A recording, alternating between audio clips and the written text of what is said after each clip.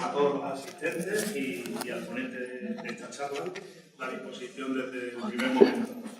Y bueno, pues la comunidad de vida cristiana, CVX, aquí en Granada, siente la realidad migratoria como signo de los tiempos. Necesita ser apropiada con mayor intensidad y profundidad por parte de toda la sociedad y, como no, por parte de la comunidad de creyentes. El contexto actual de las migraciones a nivel mundial y la invitación que recibimos a redescubrir una mirada misericordiosa ante esta misma realidad nos plantea nuevos retos, entre los que resalto el de la cuestión de la identidad, la dignidad, la justicia, la hospitalidad y la de la integralidad. ¿Quién es mi familia? ¿Cómo nos ha creado Dios? ¿Cuándo te vimos forastero y te acogimos? ¿Con quién comparte mesa Jesús? ¿Está todo conectado?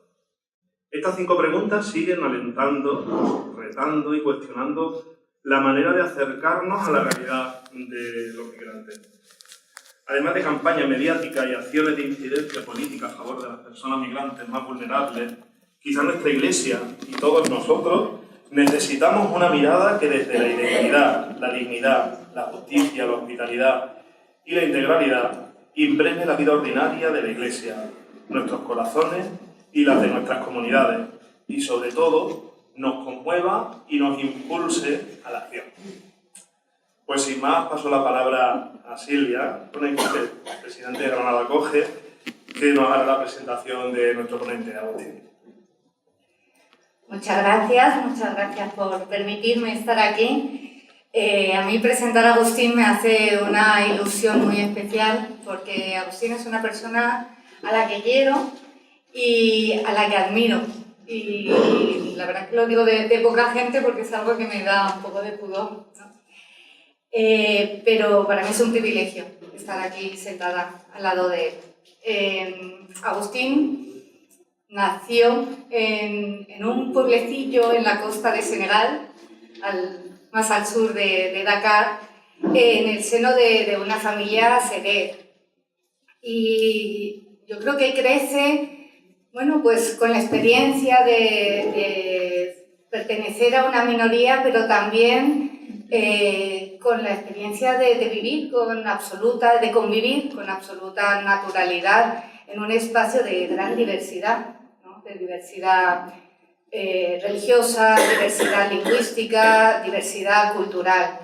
Y eso es un bagaje que se trae con él cuando a los 20 y tantos años decide emigrar a Europa, ¿no? Y decide migrar como tantos compatriotas suyos que tienen este mismo bagaje, ¿no? Que a lo poco que uno se pone a indagar, la mayoría de personas pues empiezan a ver que hablan 3, 4 idiomas distintos y que han crecido con toda esta diversidad a su alrededor, ¿no? Y que muchas veces, bueno, vienen de experiencias de culturas muy sincréticas, ¿no?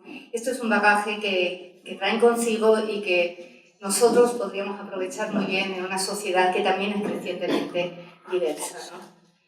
Y bueno, él decide emigrar pues como tantas personas de los países empobrecidos, con el proyecto de mejorar sus condiciones de vida, sus perspectivas de futuro, pero también las de todas las personas que deja atrás, ¿no?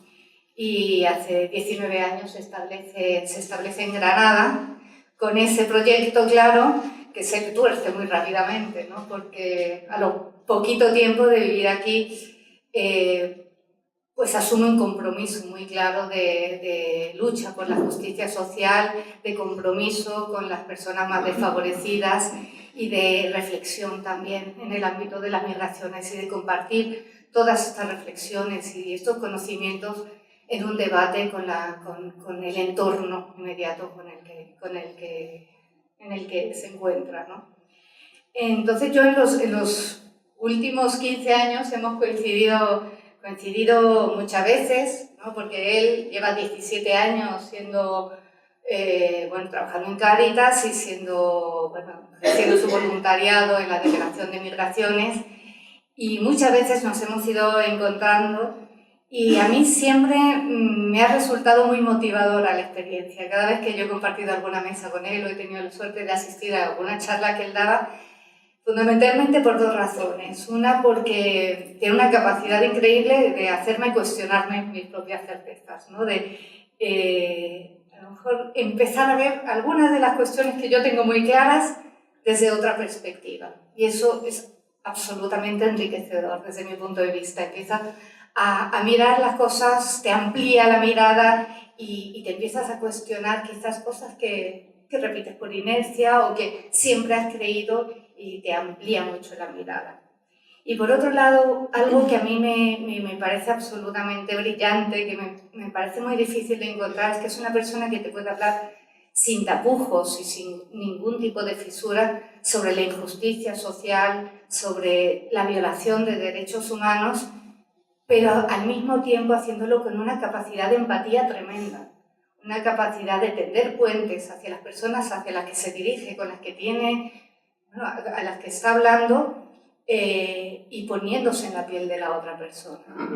Y a mí me parece que esto es fundamental, y sobre todo en un momento como el que estamos viviendo, en un momento donde vemos que hay una gran crispación, donde los posicionamientos son cada vez más extremos, donde parece que se ha roto el diálogo. A mí me parece que la voz de Agustín ahora mismo es más necesaria que nunca.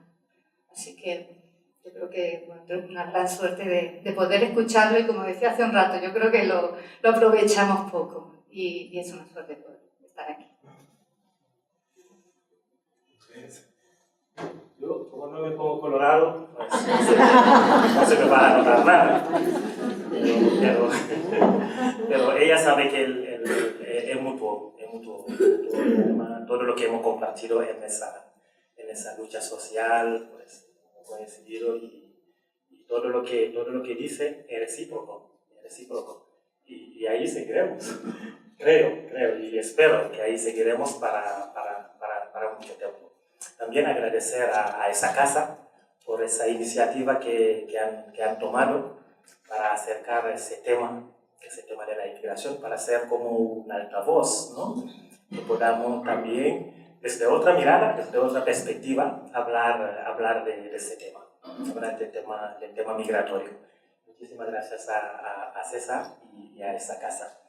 Yo normalmente cuando hablo de migraciones suelo hablar de la realidad migratoria subsahariana, más que nada porque la que conozco, la que he vivido y también es la que más se ve, Automáticamente cuando se habla de migraciones tenemos la visión de una patera, de un cayuco, de un negro intentando cruzar vallas.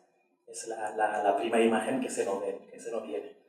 Entonces, solo hablar de eso. Y luego siempre una pregunta que me hago y una pregunta que me suelen hacer es ¿por qué uno decide jugarse la vida a la ruleta rusa?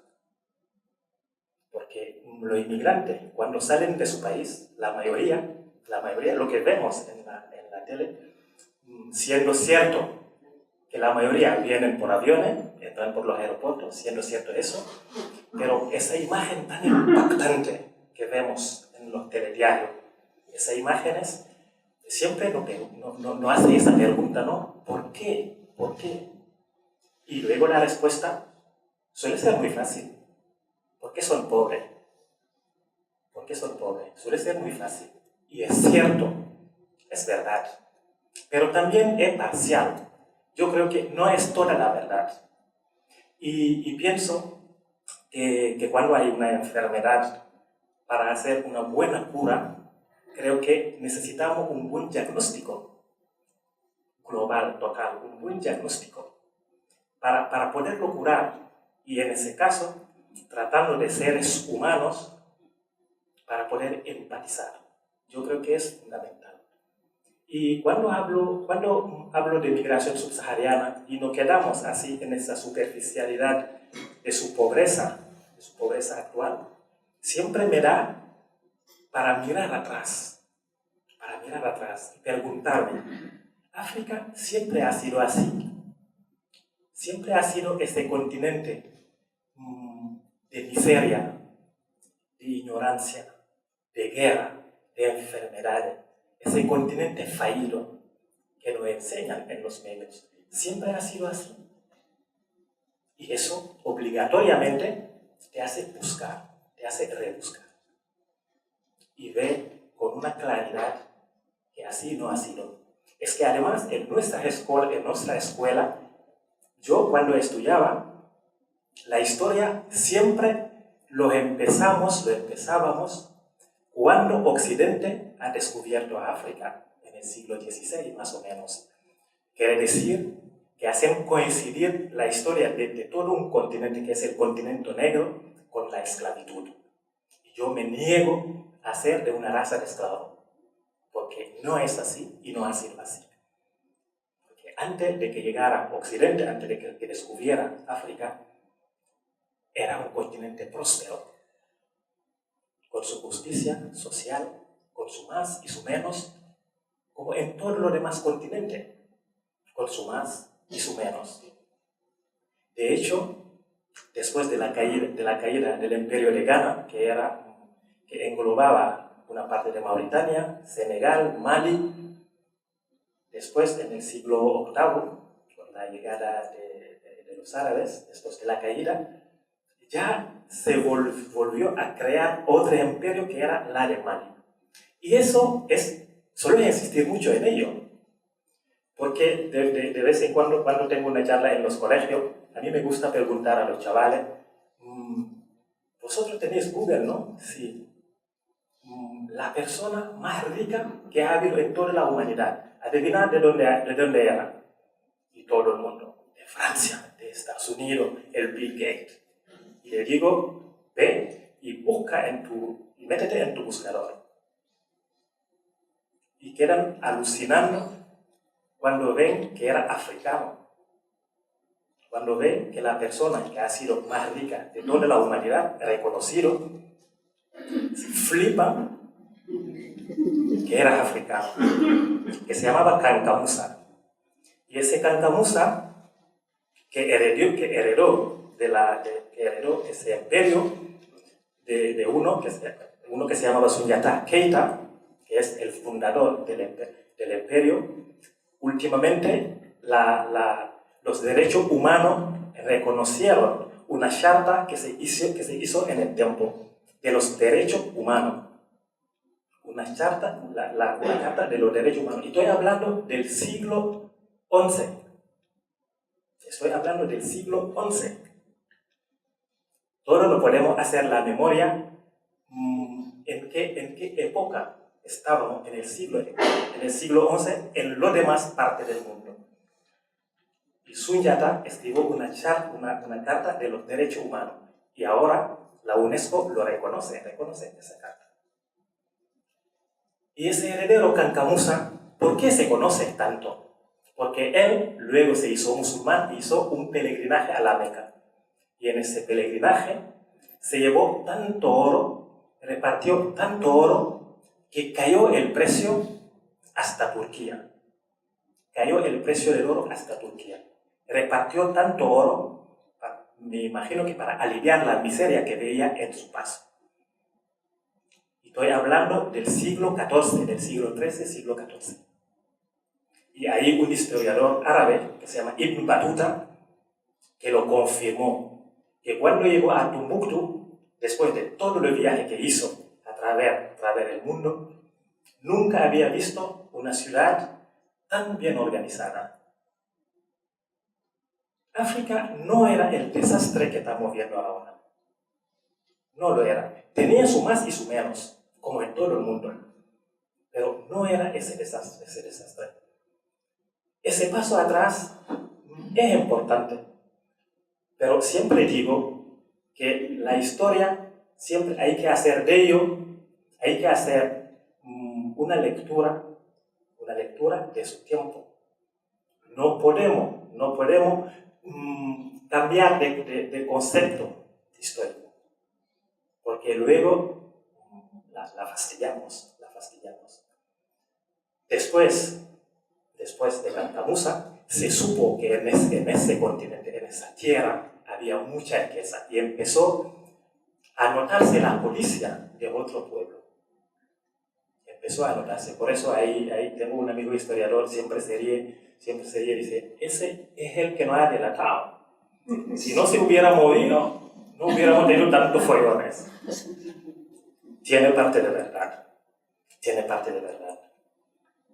Luego llegó el descubrimiento de África. El descubrimiento de América siempre lo hago una relación con la trata de esclavos. Donde se llevó, cuando se habla de eso, no, la gente suele pensar que se llevó lo más fuerte, pero también se llevaron lo más preparado. Lo que tenían que desarrollar aquella tierra. También se le llevó. Y según los cálculos, cuando empezó la trata, el continente negro hacía el 20% de la población global, el 20%. Y cuando terminó, cayó a un 9%. Para que tengamos una idea de la magnitud que ha tenido aquello. Esas cosas no las podemos obviar a la hora de hacer una lectura actual de la situación que tenemos. Cayó a un 9%. Y siempre digo que a lo mejor se dejó ahí lo que realmente no podía servir, ¿no? Pero el continente se armó de valor y se levantó. Y llegó la colonización con todo lo que conlleva. En 1884-85, en Berlín, cuando se puso el continente en una mesa y se le repartió como una tarta. El rey belga tenía un país entero, solo para él. La tierra y la gente, solo para él. Es tremendo.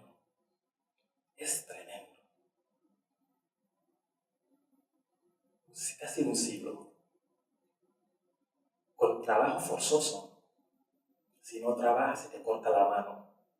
Actualmente, mira las antiguas vías, todo van del interior del continente hacia el mar, para la extracción de la materia. Toda, la vía de tren, carretera, del interior al mar. Pero esa violencia de saqueo, esa violencia de trabajo forzoso, para mí no ha sido lo más grave. Hay un politólogo de la India, que no me acuerdo bien el nombre, ya luego lo diré, que habla de la violencia epistológica, que es hacer sentir al otro que todos sus valores no valen para nada, que todo lo que representa, todo lo que es, no vale para nada. Lo feo y negro tiene una nariz aplastada, tu piel parece la piel del diablo, todo, absolutamente todo. De ahí que hasta hace poco el producto más vendido, el producto cosmético más vendido ha sido de aclarar la piel. Cuanto más blanco parezca, mejor. Ya ni te aguantas a ti mismo. Para mí, esa violencia ha sido la más grave. Porque aprendes a odiarte a ti mismo. Un complejo tremendo. Y siempre teniendo como referente el hombre blanco y Occidente. Cuando hablamos de que Occidente es atraente, ¿por qué es atraente? No nos hacemos la pregunta profunda, ¿por qué es atraente para nosotros? ¿Por qué es atraente? Para mí esa violencia ha sido la más terrible. Y ya se ha podido. Se está luchando.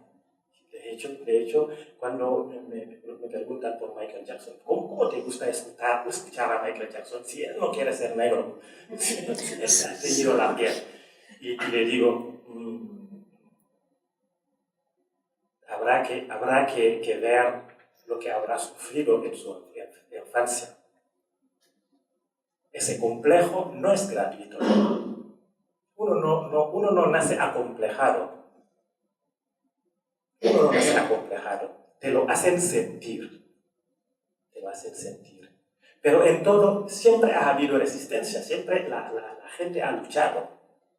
Siempre ha habido resistencia. Siempre. La que más recuerdo, la de Toussaint Louverture, ha sido en Haití, no en Senegal. Toussaint Louverture y Desailly, que lucharon, de hecho, ha sido el primer ejército negro que venció a la tropa de Napoleón. Eso se supone que lo teníamos para subirnos un poco la dignidad. Se tenía que enseñar en la escuela africana, en toda la escuela africana. Pero ¿qué va? ¿Qué va? Eso nos interesa. Eso nos interesa. Y ese complejo, poco a poco, ha ido desapareciendo. La primera revolución ha sido esa. La segunda ha sido cuando en la Segunda Guerra Mundial, la primera y la segunda, cuando lo que se llamaban los tirailleurs senegaleses, que eran soldados que fueron a defender a la madre patria, esa gente, cuando volvió a África, se dio cuenta de que el hombre blanco es que sentía lo mismo que él, tenía lo mismo sentimiento cuando sonaban las balas, o sea, estaba igual de acojonado que él, igual, sentía lo mismo. Y cuando volvieron, empezaron a reivindicar las independencias o semi-independencias. Y lo lograron semi. Porque todavía falta mucho por hacer. No es en vano que los países más pobres de África son ex-colonia francesa. Y son lo que utilizan lo que se llama el franco CFA. CFA. Y lo seguimos utilizando hasta hoy. Hasta hoy es la moneda que se utiliza. Y CFA significaba, porque ahora lo han cambiado. Y a mí me parece muy gracioso, lo voy a contar. La C es Colonia Francesa de África. Y luego, como bueno, después de la independencia hubo revuelo y tal, y bueno, lo vamos a cambiar, lo vamos a poner Cooperación Francesa de África. ¿Tan cutre? O sea, guardaron la misma letra CFA, lo seguimos utilizando, pero dicen que ya no hay colonia, es cooperación. Antes, y se sigue fabricando. Francia ya no utiliza el euro, pero nosotros utilizamos el franco. Es que es súper raro. Y esa moneda se fabrica en Francia. Se fabrica y luego para garantizar su cambiabilidad, un término así raro, tenemos que depositar el 50% en el tesoro francés.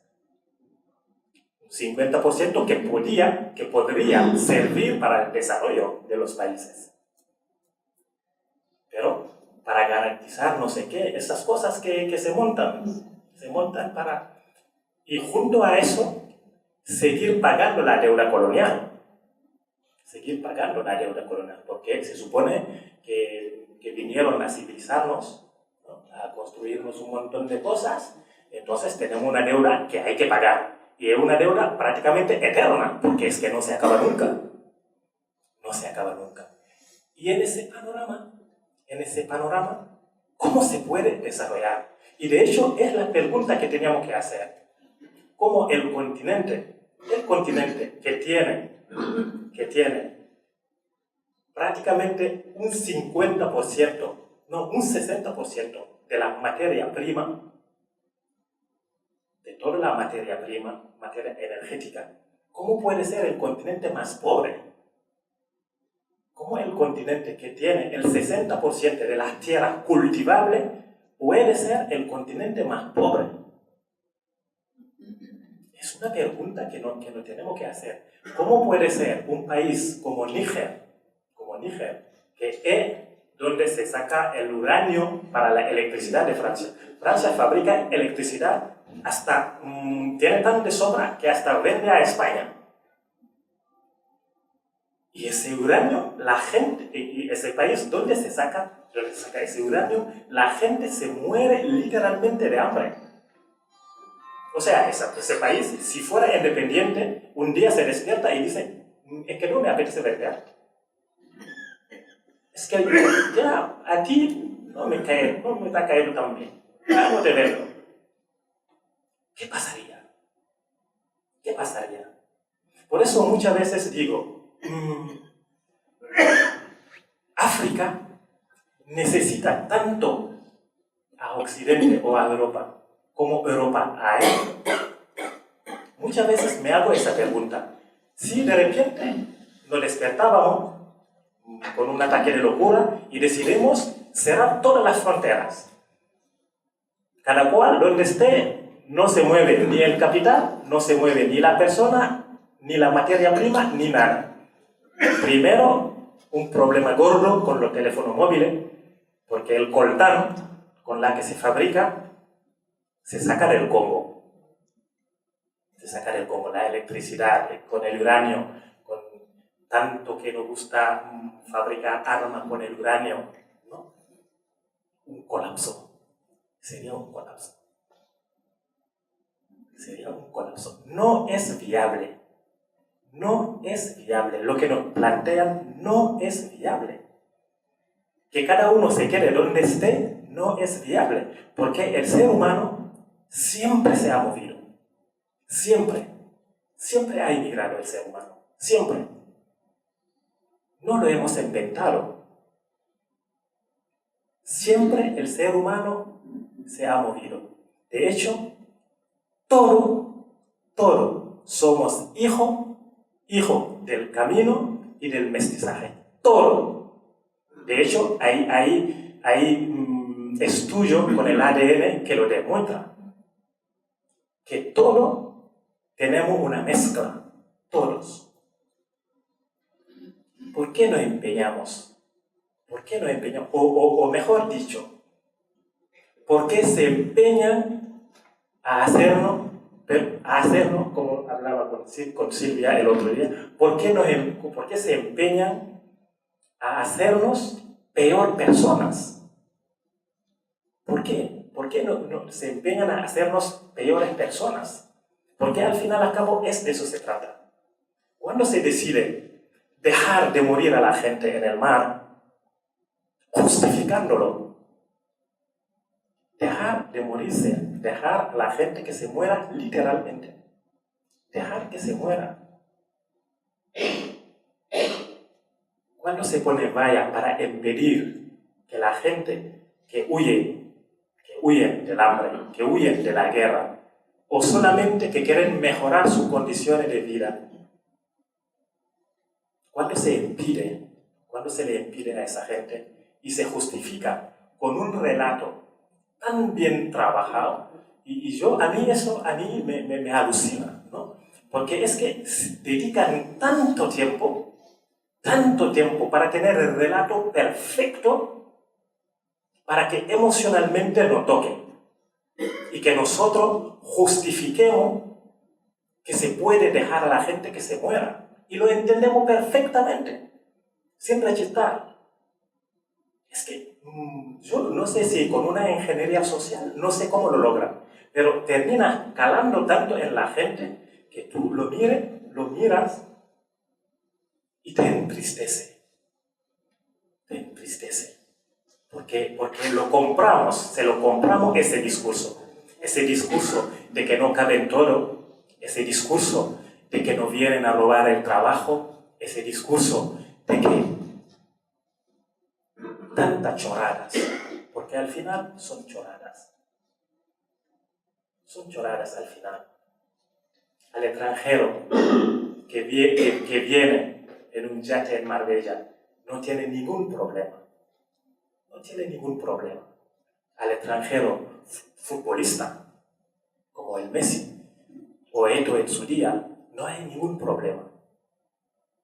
Hay una profesora de ética que no me acuerdo cómo se llama, que habla de la aporofobia.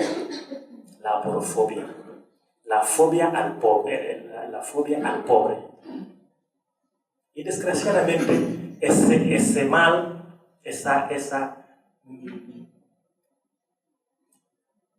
aporofobia se está apoderándose de la sociedad. Desgraciadamente. A mí que no me toque. A mí que no. Y lo que me entristece es la forma que han trabajado el relato y que nosotros lo hacemos nuestro. Lo hacemos nuestro y creemos firmemente que es así, sin buscar. Tenemos los medios para buscar. Tenemos los medios para buscar. Yo suelo insistir que el continente africano, dentro de poco, en el 2050, un tercio de la población mundial va a ser africano. Y la inmensa mayoría con menos de 20 años. Tiene tierra para cultivar, tiene materia prima, materia energética. Tenemos que trabajar la interculturalidad. Pero eso lo tenemos que trabajar desde abajo, desde los niños, enseñando a los hijos, a los niños pequeños, que todos somos hijos del mestizaje. Que esa tierra que defiendo que esa tierra puede ser tan tuya como mía. Igual que me he tirado 19 años aquí, con la nacionalidad española, me siguen viendo como inmigrante. Mi hijo, que ha nacido aquí, como es negro, lo seguirán viendo como inmigrante. Y seguro que si tuviera hasta 20 generaciones, mientras siga conservando su color, seguirá siendo el extranjero. Uno es donde vive, donde participa, donde aprende, donde aporta, donde colabora, porque todo esto es nuestro y lo tenemos que llevar a cabo y lo tenemos que hacer bien. Tenemos que dejar a nuestro hijo no solamente una herencia material, también una herencia ética. Una herencia ética.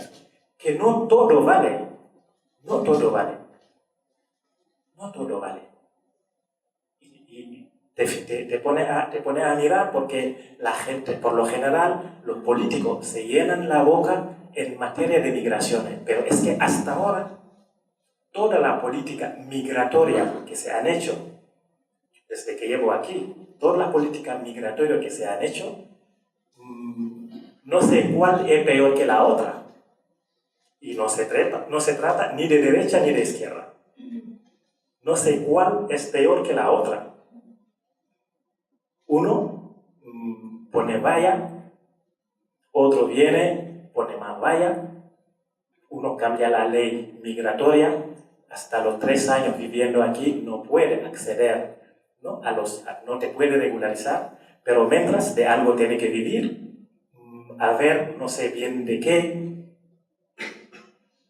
Cada uno, últimamente, ya ni siquiera se puede dejar a los barcos que vayan a salvar a la gente, creyendo que con tantas muertes la gente se va a desilusionar o la gente va a dejar de intentar emigrar. El dejar de morir para persuadir de que no es el mejor camino. Es alucinante. Es alucinante. El dejar de morir. Yo había dicho que voy a dejar unos pocos minutos para que podamos tener un diálogo. No sé si me he pasado de lo que voy a dejar. Entonces ya seguimos. Entonces, lo que comentaba que esa política de dejar morir con ese relato que nos vende, al final, al cabo, si miramos todo lo que se gasta, en exteriorizar las fronteras, pagando a países terceros para impedir que los inmigrantes vengan, porque es que las fronteras europeas ya no son las que conocemos, ya no son el Mediterráneo. Las fronteras europeas están en Libia. Hace poco supimos que la Unión Europea ha pagado a Marruecos, ¿no? Ha pagado a Marruecos no sé cuántos millones de euros para hacer de gendarme, al final acabó, para impedir que vengan. Pero igual, hace unos años, en Mauritania se construyó los CIE, los centros de retenciones para inmigrantes. Si sumamos todo lo que se paga a países terceros, añadimos los centros de retención que tenemos en España, añadimos la vigilancia policial, añadimos los costes de la valla, añadimos el soporte tecnológico que eso conlleva, hace una suma y dice, pero es que es una barbaridad lo que se está gastando en impedir que unos pocos lleguen, porque no podemos olvidar que prácticamente el 70% entran por los aeropuertos. Es que si sumamos esa barbaridad de dinero que se gasta en impedir que lleguen unos pocos, uno se pregunta, ¿y si hacemos un cálculo de qué es lo que nos aportan los inmigrantes, qué es lo que nos cuesta y qué es lo que nos aporta? ¿Y por qué no hacemos esos cálculos, ¿no? Esos cálculos para luego poder decidir qué hacer? Porque que yo sepa, en materia de integración, que al final y al cabo, esos inmigrantes, una vez integrados, pueden aportar mucho, no solamente en el problema demográfico que estamos teniendo, porque todos sabemos que ya estamos teniendo un déficit demográfico muy grave. Pero la cuestión es, ese déficit demográfico se puede suplir con migrantes. ¿Qué es lo que nos impide que eso se pueda hacer? ¿Es una cuestión racial? ¿Es una cuestión cultural? ¿Dónde tenemos que hacer hincapié? ¿Dónde tenemos que trabajar para lograr una sociedad justa? Porque al final, al cabo, eso es lo que tiene que ser el tope donde nos tenemos que mirar. ¿Qué sociedad queremos construir? ¿Qué sociedad queremos dejar a las generaciones futuras? A mis hijos no lo quiero dejar como herencia esa imagen de un inmigrante muerto en la playa y uno turista bañándose o tumbado, bronceándose en el sol. Esa imagen es tremenda.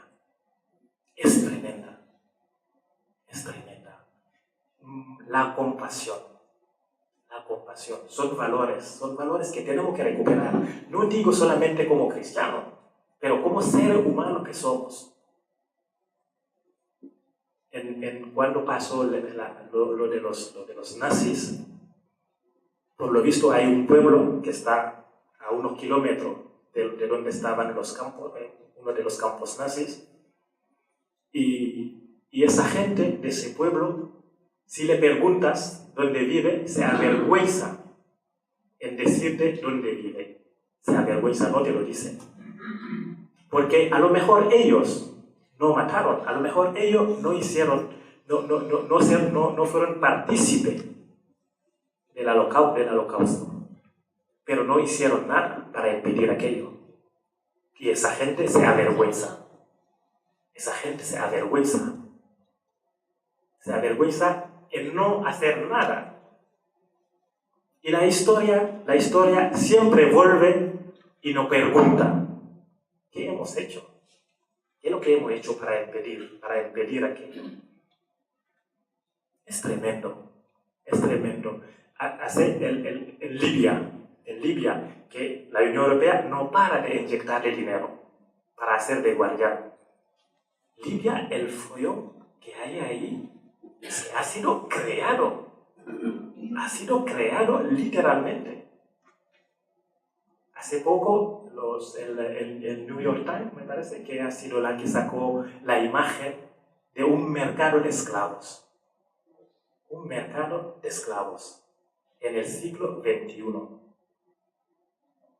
Y a esos le pagamos, con nuestros impuestos, le pagamos para que sigan haciendo de guardián. Y miramos para otro lado. Porque esas imágenes no son plato de buen gusto. En el siglo XXI, un mercado de esclavos. Después del desastre que hemos dejado en Libia. ¿Libia era mejor antes o ahora? Se supone que fueron a quitar a un dictador, dejando por lo menos ahí cuatro facciones, por lo menos, que se están discutiendo aquello. Un follón tremendo. Y esa gente, cuando se libera de los yugos y tiene una pequeña ocasión para salir, venirse a Europa, le negamos la asistencia. Y hablamos de crímenes de la humanidad, hablamos de crímenes de guerra, pero esos son crímenes. El dejar morir es un crimen. El dejar morir, pudiendo salvar la vida, dejar morir es un crimen. Pero todos miramos por otro lado. Todos miramos por otro lado. Y esas cosas, la historia vuelve y nos lo pone delante de la nariz. ¿Qué es lo que hemos hecho? Para impedir aquello? Aquello que estaba sucediendo, ¿qué es lo que hemos hecho para impedir aquello? Por eso, esos foros lo agradezco, estos altavoces, lo agradezco, porque pienso que de una forma o de otra hacen llegar esa voz de los ahogados, estas voces que se están muriendo en el desierto buscando un futuro mejor. Esa gente lo único que quiere es mejorar. Porque a lo mejor lo que quieren atravesar por fechoría, por eso tenemos los servicios para impedirlo. Hay medios para impedir aquello. Eso no tiene absolutamente nada que ver con el dejar morir. No tiene nada que ver con el dejar morir. Y no hay derecho. Esa sociedad europea. Es que, y lo que más te hierve, es que ve que hay gente muy buena. Hay gente buena.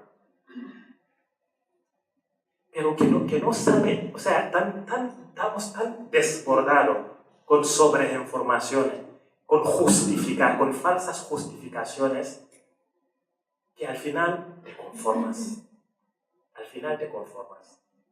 Y como no es una cosa que tocas con las manos, bueno, tenemos que reflexionar.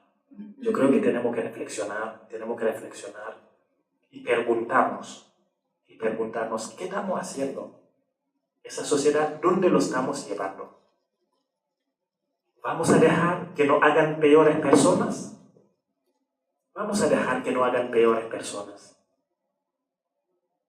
Yo creo que no.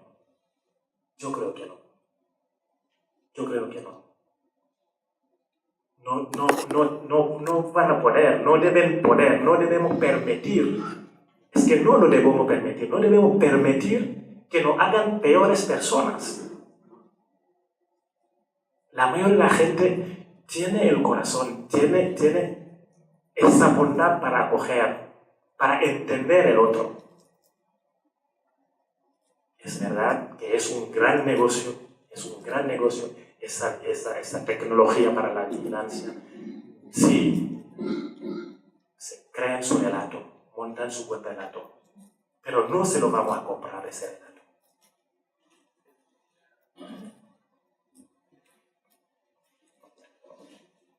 Bueno, abrimos unos minutos de ruegos y preguntas.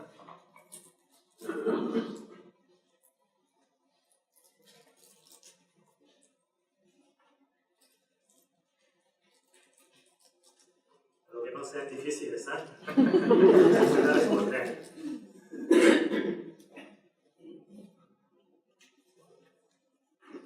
Yo tenía una pregunta la impresión mía es que falta conocimiento en la sociedad española de los relatos, a la redundancia, de viaje hasta Europa, ¿no? Y de lo que se vive y que la imagen que se tiene como que obvia o se abstrae de la realidad. ¿Qué se puede hacer y qué caminos hay para que la gente conozca mejor, no simplemente el último hecho de la llegada de migrantes, sino realmente historias de vida que permitan captar mejor el fenómeno que está pasando? ¿Qué medios hay? ¿Cómo se está trabajando también esto? Los trayectos que se hacen. Sí, las historias personales, un poco de cada uno que pueda un poco superar el prejuicio que pueda haber. Yo en lo que suele insistir es que, por lo general, yo creo que no hay una cosa más bonita que ese afán de superación, de darlo todo, jugarse la vida a la ruleta rusa. Porque, por ejemplo, lo que viene del Camerún, si conocéis un poco el mapa de África, eso está lejísimo. O sea, te tiras años, pero años y años, cruzando países hasta llegar al desierto y prácticamente el último tramo. Pero en eso insistía, porque al final la Unión Europea lo que está haciendo ahora es entrar en esa ruta, recortar esa ruta migratoria, tomar el control de esa ruta migratoria, que es externalizar las fronteras. Y eso es realmente grave, porque no solamente es una injerencia, pero lo que hace es alargar el trayecto multiplicando los riesgos de morir, todos los riesgos, multiplicándolo. Y ya te digo, son muchísimos años, dependiendo de qué país sales, ¿no? Si la mayoría de países que tienen convenios con Marruecos, Senegal, por ejemplo, no necesita visado. Entonces, pues coge el avión, compra un billete y va a Marruecos. Y luego pues, va bajando, va subiendo hasta llegar en el monte Guru. Y ahí espera ahí tu suerte. Pero la inmensa mayoría que vienen desde abajo o no tienen ese convenio con Marruecos, va trabajando en países, trabaja a lo mejor un mes, ahora un poco de dinero, luego hace otras etapas, poco a poco, hasta llegar. A mí me parece de una valentía. Es que además la inmensa mayoría de mis amigos de lo que vienen, los primeros, iba a decir los primeros pesetas, las primeras pesetas, que ya no existen las pesetas, claro. Pero los primeros euros que ganan, automáticamente es para la familia. Es súper bonito. Yo creo que no hay algo más bello que eso. Jugarte la vida literalmente a la ruleta rusa para dar de comer a los tuyos. ¿No? Y eso lo que te da, y esa gente cuando llega, le perseguimos, le machacamos. Entiendo que hay normas, hay leyes en todos los países que hay que respetar, pero la ley de asilo, la ley de refugiado, todo eso nadie lo está respetando. Hemos visto devolución el caliente. Porque al final, al cabo, el pobre no se puede defender y nos cebamos con el más débil. nos cebamos con el más débil. Y eso te da un poco de coraje. Te da un poco de coraje.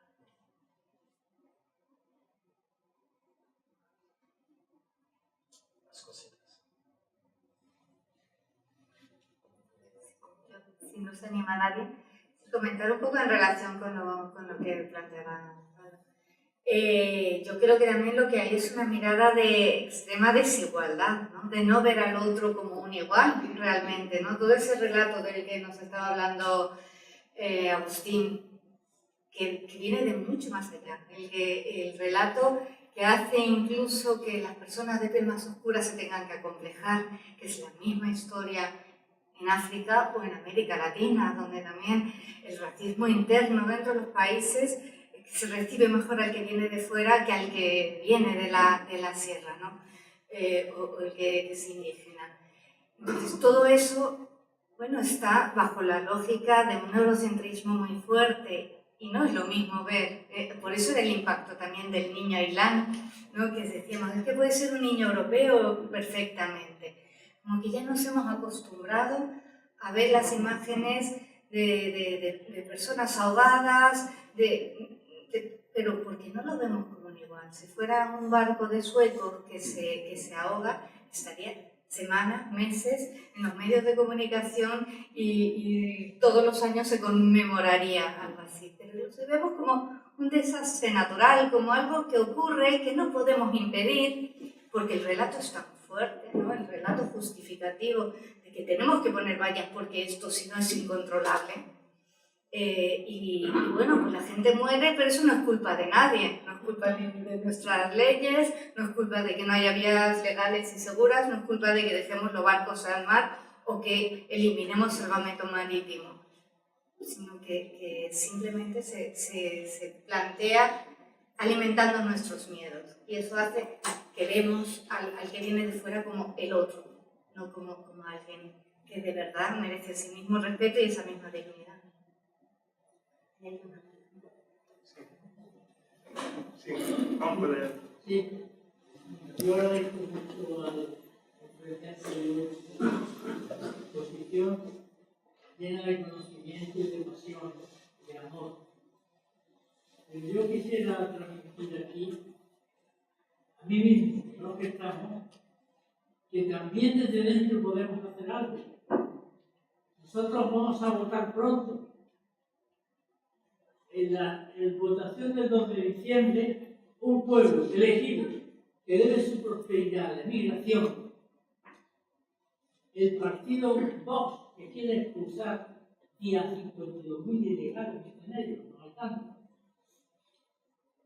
Pues no han votado más que a nadie, porque no consideran que los migrantes son personas, porque hacen el trabajo que nadie quiere.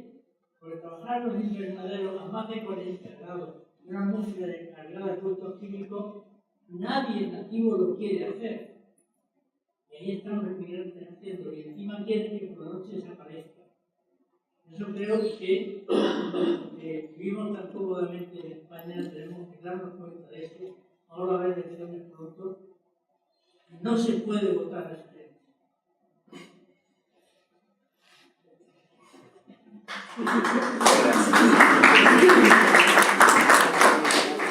Yo creo que el diagnóstico es perfecto y estoy de acuerdo con todo, pero la solución no es en que todos vengan, sino en que nosotros vayamos y se desarrollen y que ellos trabajen allí y que vivan allí y que tengan su cultura allí, porque África no cabe en Europa. Por mucho que yo quiera que se vengan los africanos a Europa, no se cabe, sí cabe. Entonces a mí este diagnóstico a mí me pone muy nerviosa. Porque yo no quiero que pase lo que está pasando, pero no se me ocurre qué puedo hacer. Sí, no, me gusta tu reacción. No, es que además yo pienso que no... Suele insistir, sí. ¿Conoces Yo, ya que sabes el diagnóstico, sí. hay que hacer esto, yo me apunto, ya. Yo pienso que el derecho a no tener que inmigrar prevalece siempre. El derecho a no tener que inmigrar prevalece siempre. Por eso también siempre insisto en que África no es pobre. África no es pobre, es rico. Y además, yo no pienso que es Europa la que le debe de ayudar para que... No, ni siquiera. Porque es que en toda la historia de la humanidad, ningún pueblo ha desarrollado a otro. Ninguno. Un pueblo se desarrolla a sí mismo. Pero hay que dejar que se desarrolle. En eso donde también hay una cosa que es muy importante. Es que solamente la mayoría de los países africanos no llegamos ni a 60 años de independencia. ¿Y qué es 60 años en la vida de un pueblo? En la vida de un pueblo 60 años no es nada. No es nada. Pero hay que dejarle que se desarrolle.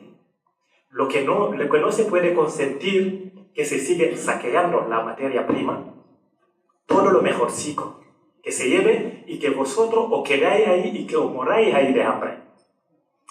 Ahí donde está la presión. Y en África te puedo asegurar que hay la sociedad civil, hay gente que está trabajando lo que no te puedes imaginar para que así fuera. Es verdad que está el problema de la corrupción de los presidentes. También los presidentes mejorcicos que han habido le han asesinado, le han golpe de Estado para seguir saqueando. Entonces, es un conjunto con su complejidad. Ahora en Senegal, por ejemplo, hay ya hace 3 años, lo que llaman les ateliers de la pensée, que sería como los talleres del pensamiento, que son intelectuales, profesores de universidades de Estados Unidos, de Europa, africanos, que todos los años se reúnen, hacen diagnóstico y sacan informe para como una hoja de ruta para la sociedad o la política. Y a mí me gusta mucho, porque una de las claves es que África no tiene que alcanzar a nadie, es que no estamos en una competición, en una carrera de coche. Tenemos que recuperar ese tipo de desarrollo tradicional que pone en valor el ser humano, su conjunto, no solamente en lo material. Por eso, de hecho, le decía Frank Fanon, ¿no? Que África, si quiere reproducir el modelo europeo, mejor que lo deje en su mano. Mejor que deje a Europa que lo siga dirigiendo, porque lo va a saber hacer mejor que ella. Entonces, esas vías de desarrollo locales, tradicionales, se está trabajando. Bueno, aquí yo creo que no tenemos más. Quedan 2 últimas preguntas que han pedido. Primero anterior a... Agustín, ¿crees que en estos foros tampoco se habla abiertamente de algo que puede doler? Porque yo creo que nos duele a todos, pero es el egoísmo también. O sea, hay que ponerlo encima de la mesa, hay que hablar de la política, hay que hablar de lo que vemos y que vemos cada uno, pero también del egoísmo, porque yo cada día estoy pensando en renovar mi móvil. Y lo quiero mejor, no lo quiero peor, ni igual. No estoy dispuesta a parar. Entonces, yo creo que los pueblos también están siendo egoístas, pero componiéndose de personas que somos egoístas. O sea, yo esto lo reconozco a mí misma. Y sé y lo veo. O sea, que... Sí. Escuchamos la otra pregunta también. No es que creo que la gente no tenemos conciencia cierta de todo lo que, por ejemplo, Francia saca de todo el uranio de África, qué es lo que saca y qué es lo que ha costado, para ver la diferencia de todo aquello que Francia se lleva. Porque naturalmente para poderse desarrollar África necesita que ese dinero revierta en su propio país. Porque se necesita ese dinero para revertir en su propio país. Si todo el dinero que pertenece a otras potencias, recursos naturales, se va afuera, hay una dificultad enorme del propio desarrollo del continente. Bueno, voy a empezar por la última. Casi imposible, sería casi imposible. Pero esa responsabilidad yo creo que es de los dirigentes. Eso son los mismos dirigentes africanos que tienen que poner las cartas en la mesa, sabiendo que de momento para discutir de eso de igual a igual es muy complicado, porque sabemos que los gobiernos o los gobernantes se ponen y se quitan según los intereses. Entonces, pero ya te digo, ese diálogo social que se está teniendo prácticamente en todos estos países, yo tengo mucha esperanza, tengo mucha esperanza en ello, que puede que dé fruto.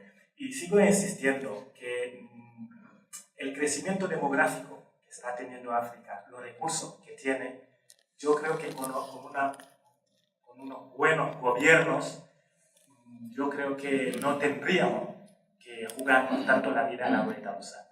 Pero, insisto, son solamente 60 años de dependencias.